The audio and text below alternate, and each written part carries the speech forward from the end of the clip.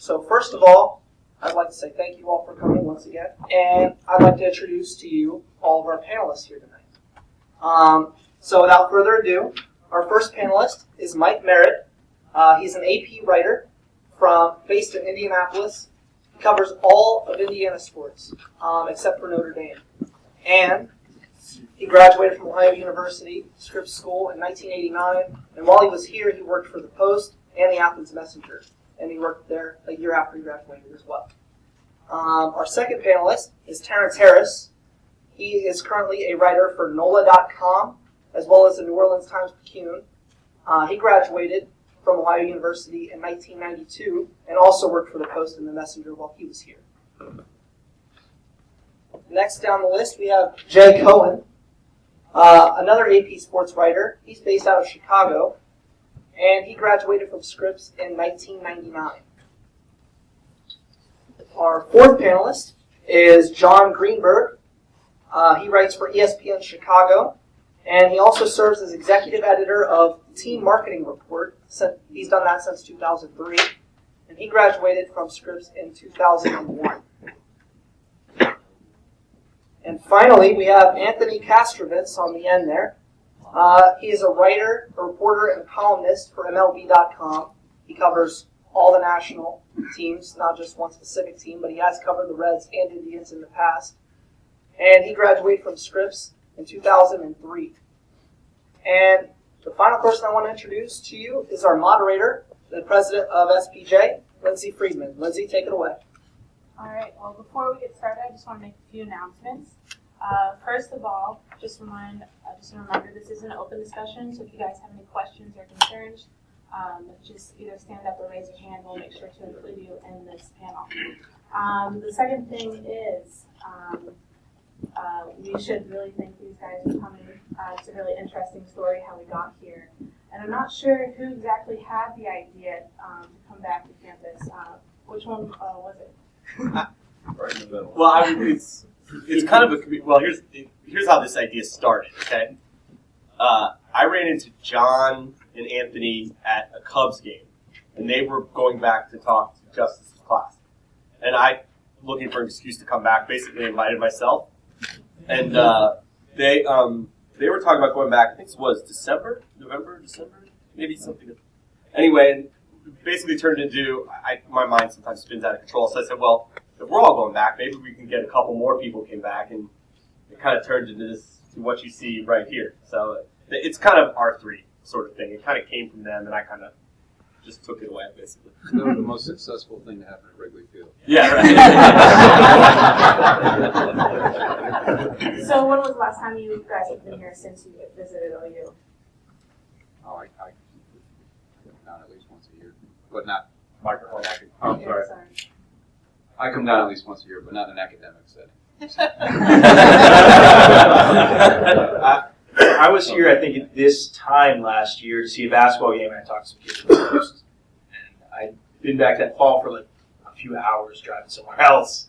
And before that, I'd been back in like 6 years, I think, for a wedding was the last time. I think it's been about 2 to 3 years for me. I can't remember what. It's relatively recently.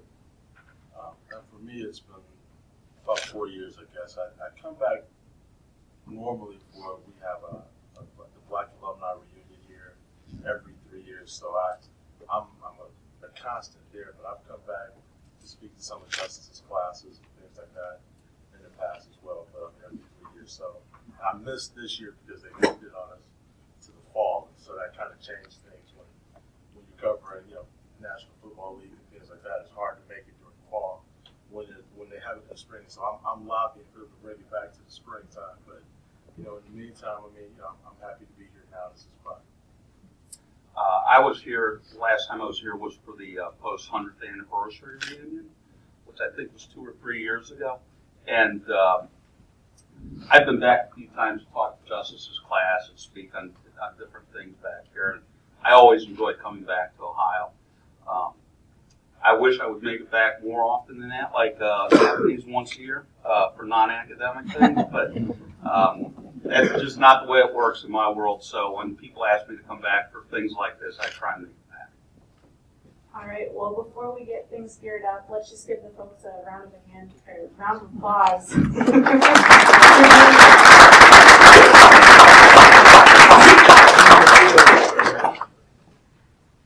Just to get things started and continuing with the trend of OU, looking back, is there anything in your career, your experiences, or even your education that you wish you could do over again or even change? John and I were just talking about this. One thing, the media landscape has changed so much, even from the time we've been here, which wasn't.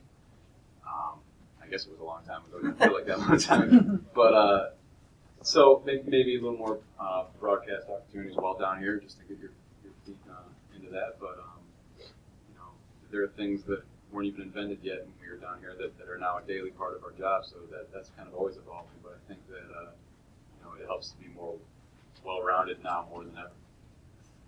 Yeah, I mean, I agree with Anthony. I wish I would have done, and I thought about this actually my senior year, between going from the Post and the Messenger, was just doing OUB instead.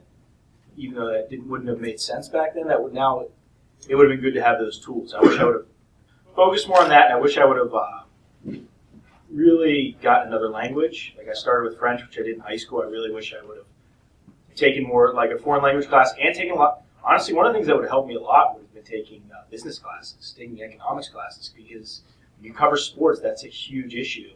And if you can have an edge in anything like that, you're so much more valuable. So those are probably the things I would have done the most.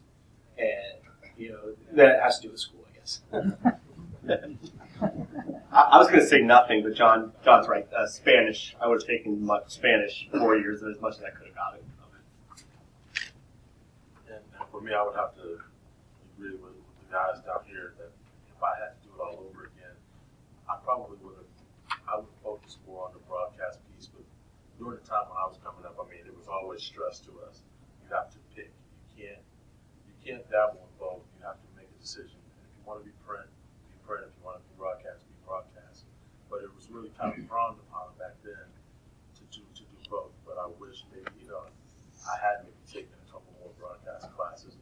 That way, the first time the camera was put in my face, I wouldn't have been as uncomfortable. I mean, but of course, in our world, you have to adapt. So you adapt very quickly, or if you don't, you can find out real quickly that you become extinct. So it works out, but you have to kind of learn on the fly.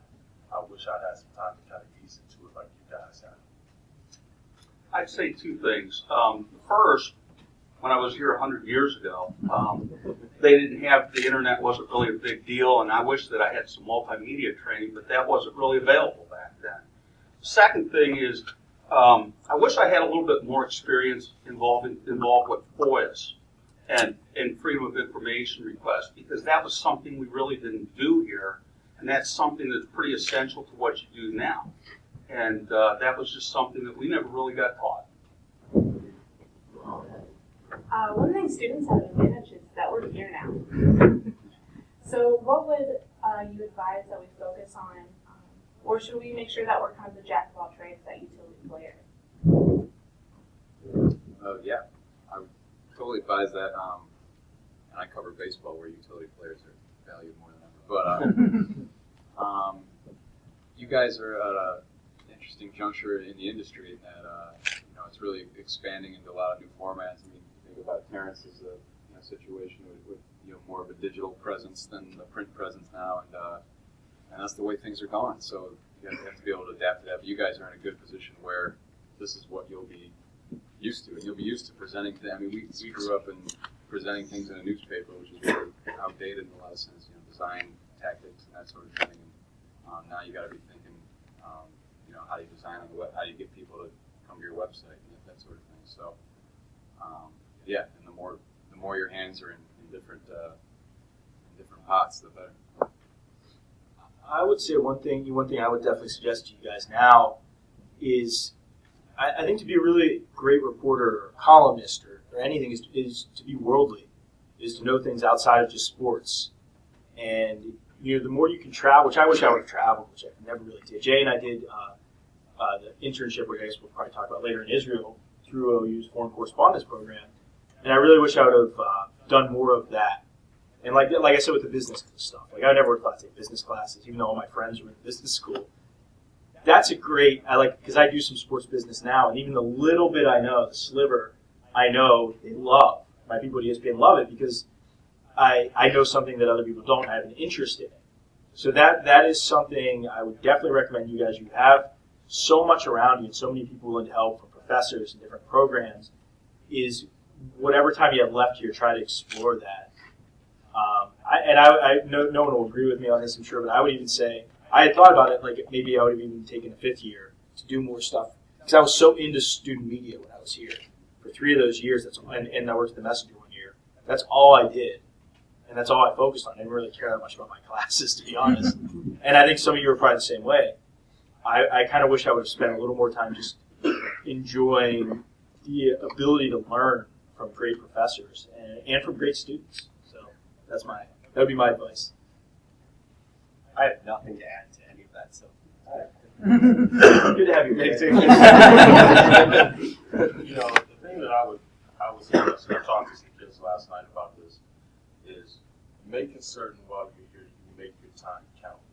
Making sure that you come out of here with practical experience in multimedia, being able to, I wouldn't necessarily, you want to be the jack of all trades, but you also want to be specialized in some ways too. And I know that kind of sounds a little contradictory, but I think, you have to be good at something, but you also have to be able to be a generalist, because you will be asked to do so many different things now. I mean, I'm always amazed. I mean, I'm at a football game and I'm trying to, I'm vlogging during the game, which, in fact, 10 years ago you didn't do that. You paid attention. You tracked the game and that was pretty much it. But now you're vlogging during the game. Now once the game is over, you're going down in the locker room. It used to be all I had to do was ask a couple questions, stick my mic in the person's face, get what I needed, go back up and write. And now I'm having to shoot video. I have, in addition to, I got to